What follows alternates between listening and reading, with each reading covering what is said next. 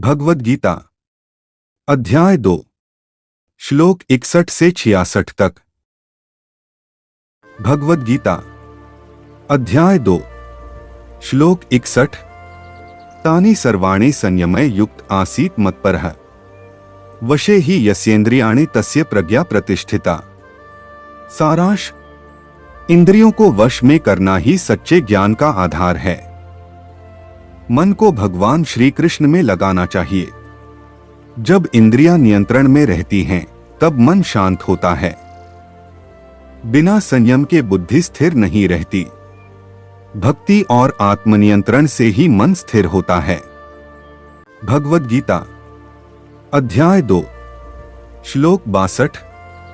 ध्यायतो विषयान् पुंसः संगस्तेषु जायते संगात् संजायते कामः कामात् क्रोधो भी जायते।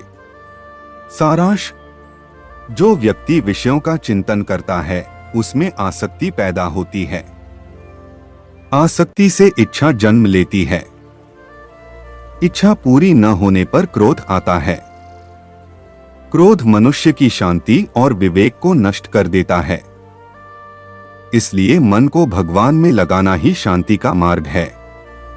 भगवद गीता अध्याय 2 श्लोक 63। क्रोधात् भवति सम्मोहः सम्मोहात् स्मृति विभ्रमः स्मृतिभ्रंशात् बुद्धिनाशो बुद्धिनाशात् प्रणश्यति। सारांश, क्रोध से मोह उत्पन्न होता है। मोह से स्मृति भ्रमित हो जाती है।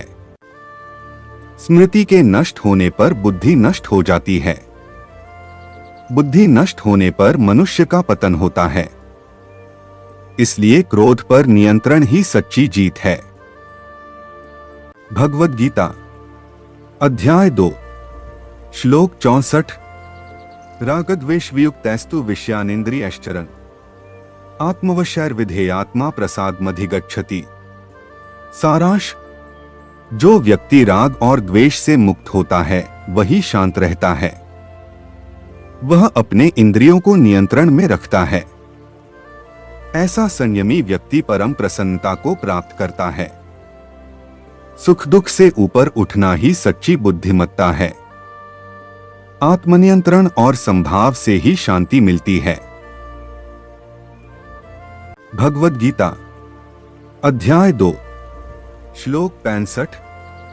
प्रसादे सर्वदुःखाना हानिरस्योपजायते प्रसन्नचेतसो ह्याशु बुद्धिः पर्यवतिष्ठते। सारांश, जिस व्यक्ति का मन शांत होता है उसका दुख मिट जाता है। शांत मन में बुद्धि स्थिर रहती है। प्रसन्नता ही ज्ञान और भक्ति का आधार है। क्रोध और आसक्ति से मुक्त मन ही आनंदमय होता है। शांति में ही सच्चा सुख छिपा है। भगवद गीता अध्याय 2 श्लोक 66। नास्ति बुद्धिर्युक्तस्य न चायुक्तस्य भावना न चाभाव्यतः शांतिर्शांतस्य कुतः सुखम। सारांश, असंयमी व्यक्ति की बुद्धि स्थिर नहीं रहती। बिना एकाग्रता के ध्यान संभव नहीं। बिना ध्यान के शांति नहीं मिलती। बिना शांति के सुख की प्राप्ति असंभव है। आत्मनियंत्रण से ही ज्ञान, ध्यान और सुख प्राप्त होते हैं। रोज भगवद गीता के श्लोक सुनने के लिए चैनल को सब्सक्राइब करें। अगर आपको ये श्लोक पसंद आया हो तो लाइक और शेयर जरूर करें। जय श्री कृष्ण।